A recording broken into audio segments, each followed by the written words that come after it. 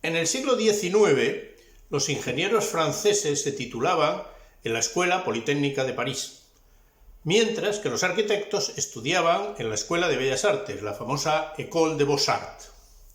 Sin embargo, Gustave Eiffel no superó las pruebas de acceso a la Escuela Politécnica y acabó estudiando química. Como propietario de la empresa Eiffel y CIA, se convirtió en contratista de estructuras metálicas, bajo la dirección en todos sus encargos de ingenieros titulados y arquitectos, que eran los autores reales de los proyectos y de los cálculos. Esta condición empresarial ha sido tergiversada por la historia del arte. Su biógrafo, Bertrand Lemoine, dice: «El genio de Eiffel no consiste en haber inventado la torre». Efectivamente, no inventó la torre. Consiste en haberla realizado y en haberle dado su nombre. Va a desplegar todo su talento de publicista para llevar a cabo lo que a partir de ahora es su idea, cosa que tampoco es cierta. En este caso, no se respetaron los derechos de la propiedad intelectual.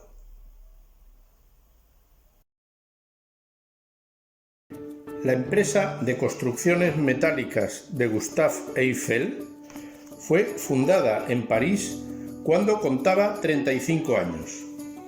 Era una consultoría, ya que ni fabricaba hierro ni elaboraba los productos de fundición. Tenía en nómina ingenieros y arquitectos que eran los verdaderos autores de los proyectos y sus cálculos. La empresa la fundó Eiffel para presentarse a la construcción de la Galería de las Máquinas en la Exposición Universal de París de 1867. El gran edificio ovalado fue construido con proyecto del arquitecto Léopold Hardy y bajo la dirección del ingeniero Jean-Baptiste Crant.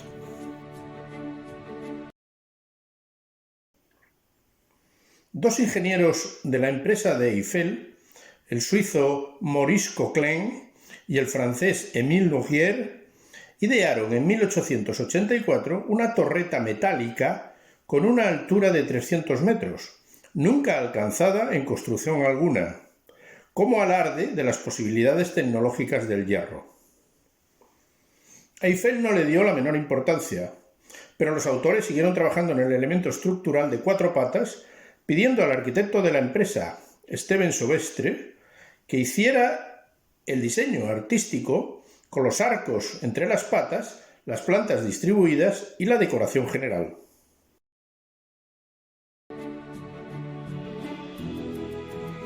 Para conmemorar el centenario de la Revolución Francesa en 1889, se preveía realizar una nueva exposición universal en París. Para ello, se convocó un concurso de ideas del monumento simbólico que la identificaría. Eiffel recordó entonces el diseño de sus ingenieros y patentaron entre los tres el sistema estructural de las 4 patas portantes de la torre. Por lo tanto, no se patentó un edificio, sino el sistema mecánico de soporte. A continuación, Eiffel le compró su parte de la patente a los 2 ingenieros.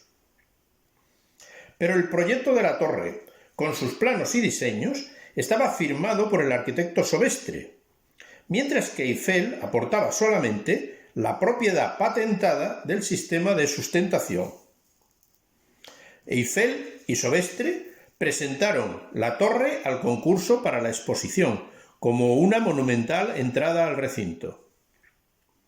Los contactos de Eiffel hicieron posible que la convocatoria oficial le fuera favorable, consiguiendo que el ministro de Industria añadiese una nueva cláusula diciendo: los competidores deberán estudiar la posibilidad de levantar en los campos de Marte una torre de hierro de base cuadrada, con 125 metros de ancho en la base y 300 metros de altura. Con semejantes condiciones, Eiffel no tuvo casi contrincantes, consiguiendo el contrato del Estado, que aportaba 1,5 millones de francos para la construcción, junto con la explotación económica de la torre, las entradas y las cafeterías, durante un periodo de 20 años para él y su familia. Luego la torre podría ser desmontada.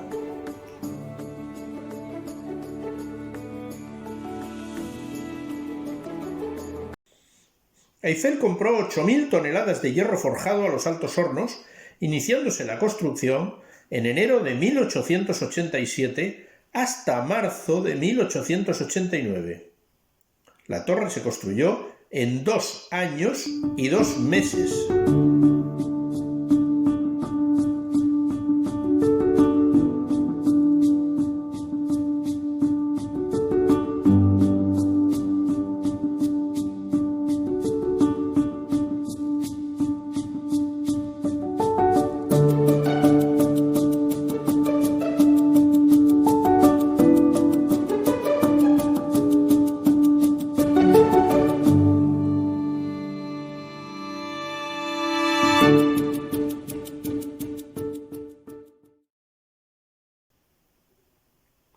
Una vez construida la torre, el nombre y la presencia del arquitecto Sobestre se difumina hasta desaparecer, quedando Eiffel en adelante como único protagonista de la iniciativa.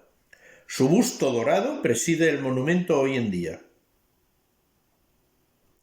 Esta cuestión polémica ha sido soslayada sistemáticamente por la historia del arte, la de su autoría real. ¿Quién la ideó? ¿Quién la creó? ¿Quién la proyectó? ¿Quién la diseñó? ¿O quién la calculó? Ni en los aspectos técnicos o en los artísticos intervino Gustave Eiffel.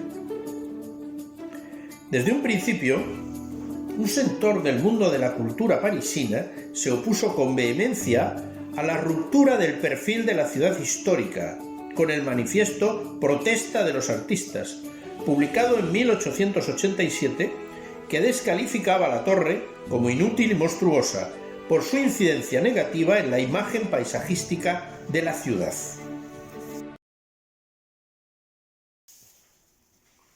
Entre los firmantes había personalidades de las letras, la música o la arquitectura, como Maupassant, Paul Verlaine, Gounod o Charles Garnier, que fueron descalificados injustamente como retrógrados y escasos de miras.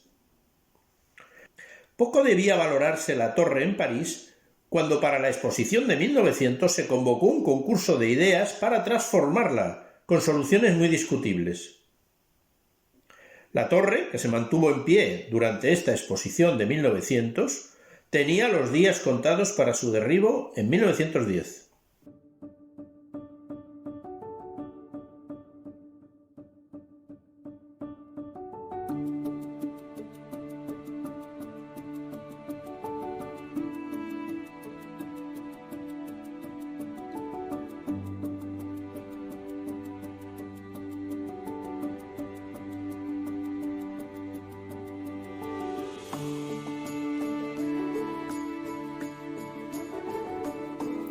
Pero un acontecimiento ajeno a la obra la salvó para la posteridad: la radio, que la usó como antena.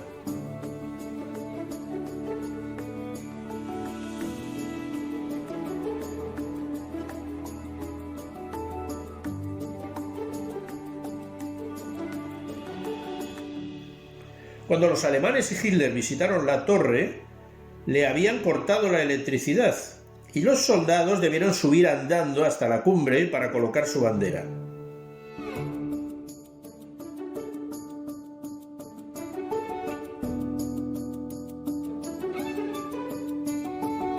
Con Eiffel o sin Eiffel, la torre es hoy patrimonio de la humanidad.